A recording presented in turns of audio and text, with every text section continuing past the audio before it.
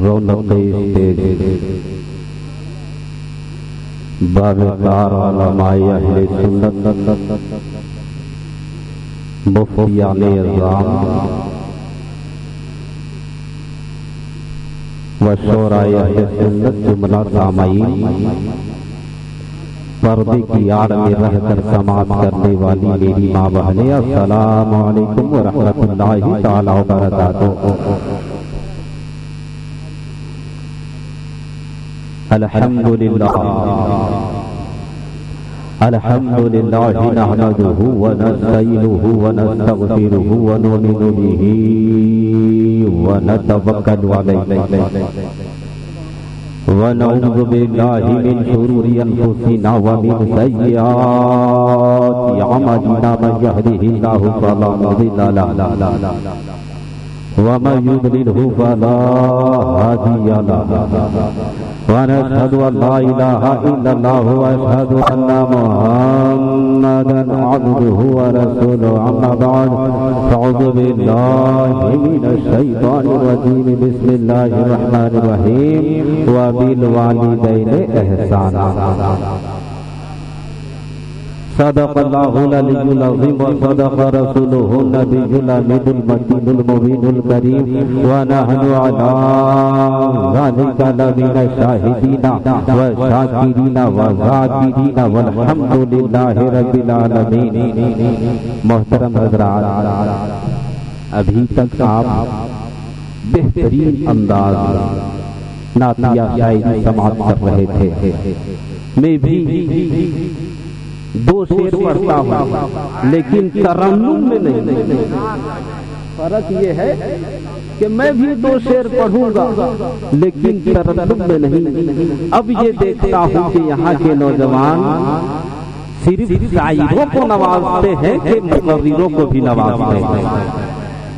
ایک سبحان اللہ حافظ کہ راہ زن راہ کا ہر ایک ڈگر لگتا ہے، سبحان اللہ، کہ راہ زن راہ کا ہر ڈگر لگتا ہے، کیا کہنے، کتنا دشوار اکیلے میں سفر لگتا ہے، کتنا دشوار اکیلے میں سفر لگتا ہے، اور میں تو ہر راہ پہ بے خوف گزر جاتا ہوں، میں جو ہر راہ پہ بے خوف گزر جاتا ہوں، یہ میری ماں کی دعاؤں کا اثر لگتا ہے، یہ میری ماں کی دعاؤں کا اثر لگتا ہے۔ آج یہ کانفرنس عظمت مصطفیٰ کانفرنس جناب الحاج عبدالشکور مرحوم کی یاد میں اور مرحومہ سفورن بی بی کی یاد میں ان کے گھر والوں نے سجایا ہے، رچایا ہے، بسایا ہے۔ پروردگار عالم سے دعا ہے مولا کائنات حاجی صاحب کو کروٹ کروٹ جنت میں جگہ عطا فرما، آمین آمین آمین۔ حاجی صاحب ویسے بھی جنت میں پہنچے ہوئے ہیں، آپ کے آمین کہنے سے انشاءاللہ اس کے درجات میں بلندیاں آ جائیں۔ اب آپ حضرات، اس سے پہلے کہ میں اپنی تقریر شروع کروں، حدیث رسول ہے، اللہ کے رسول ارشاد فرماتے ہیں، من صلی علیہ واحدۃ صلی اللہ علیہ عشرًا، سبحان اللہ بول دیجیے، جو مجھ پر ایک مرتبہ درود شریف پڑھتا ہے اس پر اللہ کی 10 رحمتیں نازل ہوتی ہیں، اس پر اللہ کی 10 رحمتیں نازل ہوتی ہے۔ سبحان اللہ سبحان اللہ، کتنی پیاری حدیث ہے۔ اس لیے آئیے ہم اور آپ سب سے پہلے منبع فضل و کمال، صاحب جود و نوال، محبوب رب ذوالجلال، آمنہ کے لال، حضور احمد مجتبی محمد مصطفیٰ روحی فدا صلی اللہ تعالیٰ علیہ وسلم کی بارگاہ بےکس پناہ میں جھوم جھوم کر ہدیہ درود پیش کریں۔ پڑھیں بلند آواز سے، اللہم صلی علی سیدنا شفیعنا نبینا و مولانا و ملجانا محمد المعدن الجود والکرم وعلی آلہ و اصحابہ و ازواجہ و ذریاتہ و اہل بیتہ۔ آیت کریمہ میں نے تلاوت کیا وبالوالدین احسانا سبحان اللہ اما یبلغن عندک الکبر احدهما او کلاهما فلا تقل لهما اف ولا تنهرهما وقل لهما قولا کریما بول دیجئے نا سبحان اللہ سبحان اللہ آیت کریمہ میں نے پڑھا اس کا ترجمہ آپ حضرات سلیس انداز میں ملاحظہ فرما لیجئے اللہ رب العزت والدین کی عظمت کو بیان فرماتے ہوئے ارشاد فرماتا ہے کہ جب تمہارے ماں باپ میں سے کوئی دونوں ماں باپ کے ساتھ احسان کرو حسن سلوک کرو اور ان دونوں میں سے کوئی ایک یا دونوں جب بڑھاپے کی عمر کو پہنچ جائیں تو ان کو جھڑکو نہیں اور اوف تک بھی نہ کرو بول دو سبحان اللہ یہ ماں کی عظمت رب کائنات نے قرآن کریم میں بیان فرمایا اب ذرا اس کی تشریح اور وضاحت مختصر انداز میں کیے دیتا ہوں ملاحظہ فرما لے یعنی اس کا مطلب یہ ہے کہ جس طرح سے خدا کی اطاعت نہ کرنا خدا کی عبادت نہ کرنا گناہ کبیرہ ہے اسی طرح سے والدین کی اطاعت نہ کرنا بھی گناہ کبیرہ کیونکہ یہ عظمت والدین کانفرنس ہے اے لوگوں والدین کی عظمت کو ملاحظہ فرما لو یہ دنیا میں دو ایسے انمول تحفے ہیں جو بازاروں میں نہیں ملا کرتے ہیں توجہ دوں گا یہ دو انمول تحفے بازاروں میں نہیں ملا کریں گے دنیا کی ساری دولت جائیداد تم بازار میں خرید سکتے ہو کیا کہہ رہے ہیں لیکن ماں اور باپ کو بازار میں نہیں خرید سکتے ہو اس لیے ماں باپ کے ساتھ حسن سلوک کرو اللہ کے رسول فرماتے ہیں اگر والدین زندہ ہیں توجہ دوں گا اگر والدین زندہ ہیں تو ان کی مالی خدمت بھی ضروری ہے اور جسمانی خدمت بھی ضروری ہے کیونکہ سرکار کی حدیث ہے انتا و مالک لابیکا انتا و مالک لابیکا کہ صحابی سنو تم بھی اور تیرا مال بھی یہ دونوں کے دونوں تمہارے باپ کا ہے نعرہ تکبیر نعرہ رسالت عظمت والدین یہ تو آپ نے سن لیا کہ اگر ماں باپ زندہ ہیں تو ان کے ساتھ حسن سلوک یہ ہے کہ ان کی خدمت مال سے بھی کی جائے اور ان کی خدمت جسم کے طور پر بھی کیا جائے لیکن اگر کسی کے ماں باپ اس دنیا سے گزر گئے ہوں تو آئیے ذرا حدیث رسول کی روشنی میں ملاحظہ فرماتے ہیں صحابہ ستہ کی بہت ہی معتبر حدیث آپ حضرات کے گوش گزار کر دیتا ہوں لیکن حدیث سنانے سے پہلے آپ حضرات اپنے ہاتھوں کو اٹھا کے پیشگی بولتے یا رسول اللہ سبحان اللہ حضرت صالح بن ربیعہ سائدی کہتے ہیں کہ ہم سرکار دو عالم صلی اللہ علیہ وسلم کے پاس بیٹھے ہوئے تھے کاشان اقدس میں سرکار کے ساتھ ہم بیٹھے ہوئے تھے اسی درمیان بنو سلمہ کا ایک آدمی رسول پاک کی بارگاہ میں آتا ہے اور آ کر کے عرض کرنے لگتا ہے یا حبیبی یا رسول اللہ کہ میرے ماں باپ کے انتقال کے بعد مجھ پر کوئی حق ہے کیا اللہ کے رسول صلی اللہ تعالیٰ علیہ وسلم نے بہت ہی بہترین جملہ ارشاد فرمایا تھا اسے تم اپنے دل کے کونے پر نقش کر لو سرکار نے فرمایا ہاں جب تک تمہارے ماں باپ دنیا میں ہیں تو ان کے ساتھ تو حسن سلوک ضروری ہے اور ماں باپ اگر دنیا سے رخصت ہو گئے تو ان کے ساتھ بھی حسن سلوک ضروری ہے صحابی رسول نے عرض کیا یا حبیبی یا رسول اللہ جب میرا باپ دنیا سے رخصت ہو جائے تو ان کے ساتھ کس طریقے سے حسن سلوک کیا جائے گا اللہ کے رسول نے ارشاد فرمایا الصلاۃ علیہما علماء کرام کی توجہ چاہوں گا نقیب اہل سنت کی توجہ چاہوں گا الصلاۃ علیہما والاستغفار لہما وصلۃ الرحم التي لا تصل الا بهما واقرار صدقهما مجل کے بول دو سبحان اللہ۔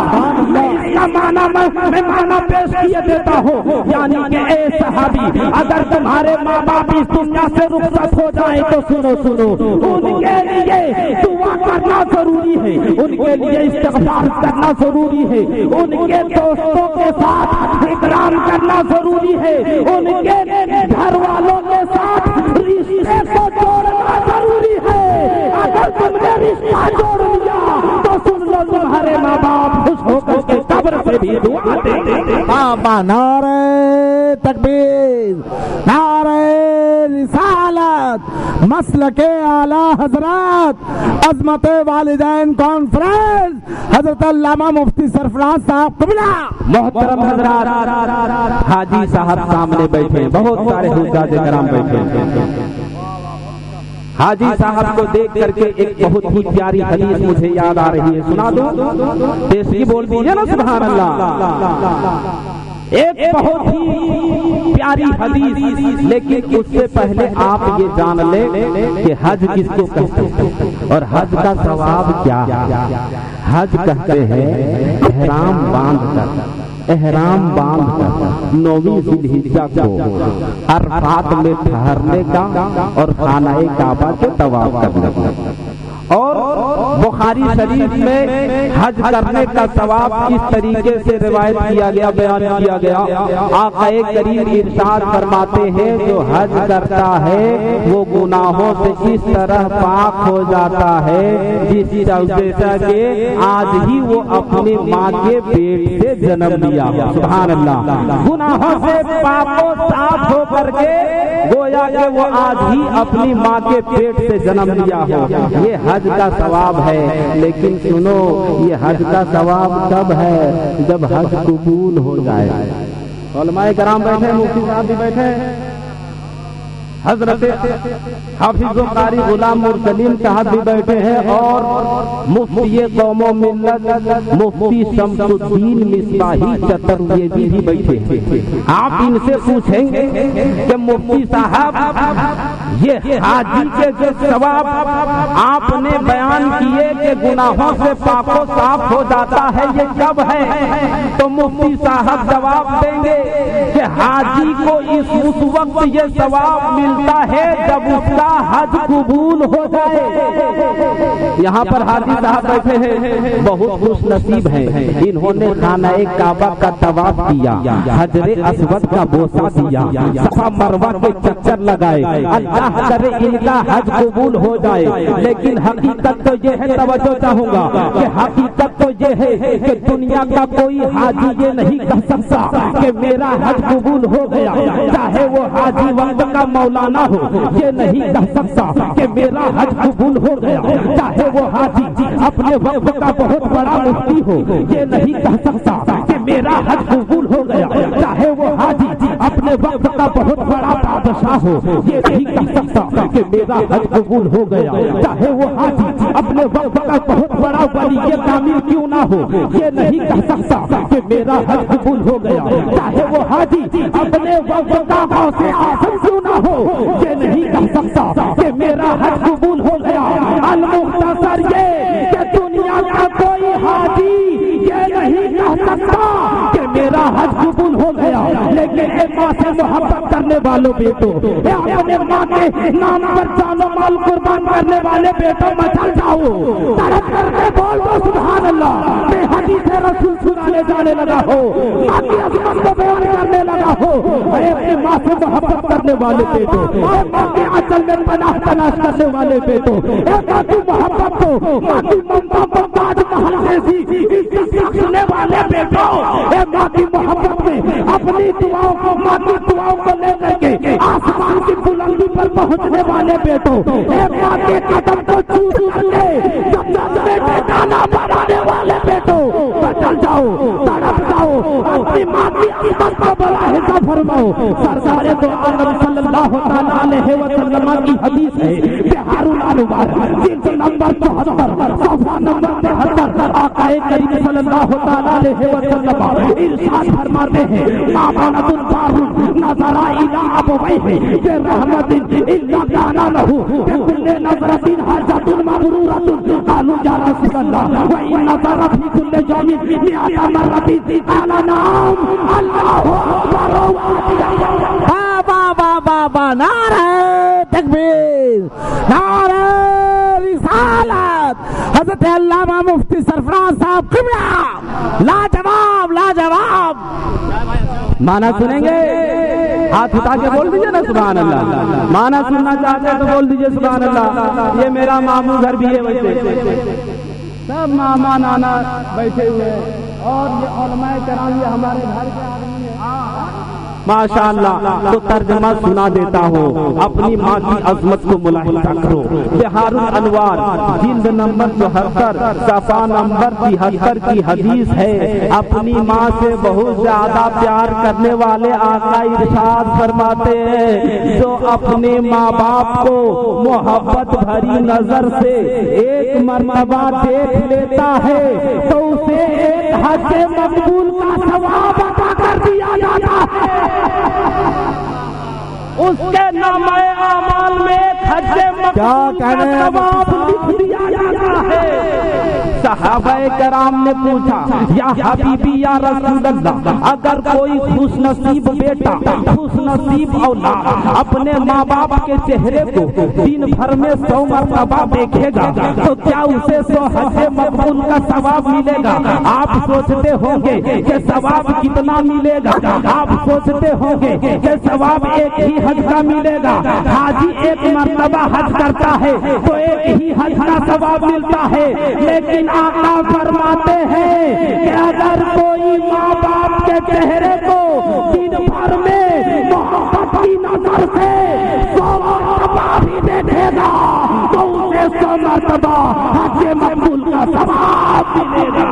क्या कहने वाह। मैंने एक ताजा शेर बनाया कि जिंदगी इस तरह में जीता, जिंदगी इस तरह में जीता हो, रोज गुर्बत की मार सहता हो, हज पे जाने वो दिल जो तड़पे तो प्यार से माँ को देख लेता हो, प्यार से माँ को देख लेता हो। सुभान अल्लाह। दूसरी बात मैं बता करके हमारे उस्ताद मुकर्रम और इस इलाके के सबसे बड़े मौलाना हमारे उस्ताद हैं, बहुत फख्र महसूस हो रहा है आज मैं हजरत की मौजूदगी में बोल रहा हूँ, क्योंकि जब आपने कोई घर बनाया और बहुत अच्छा बन जाए तो फिर घर की तारीफ नहीं बनाने वाले मिस्त्री की तारीफ जी। ये मत सोचिएगा कि सरफराज अहमद मिसबाही बोल रहा है, ये सोचिएगा अल्लामा गुलाम रसूल मिसबाही की दुआ बोल रही है।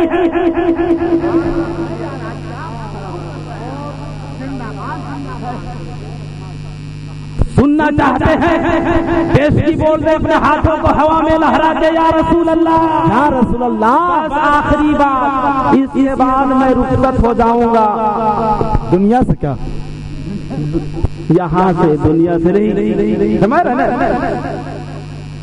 वाकया सुभान अल्लाह। रिवायत में है कि जब भी हजरत मूसा अलैहिस्सलातु वस्सलाम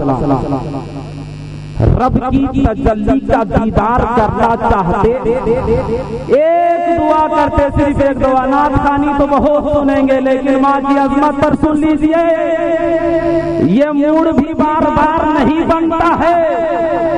और उस्ताद मुकर्रम की वजह से आज मैं बोल रहा हूँ, तो कहूँगा हजरत मूसा अलैहिस्सलातु वस्सलाम जब भी चाहते कि रब की तजल्लियों का दीदार करूं, दीदार कर देते, देख लेते रब की तजल्ली को।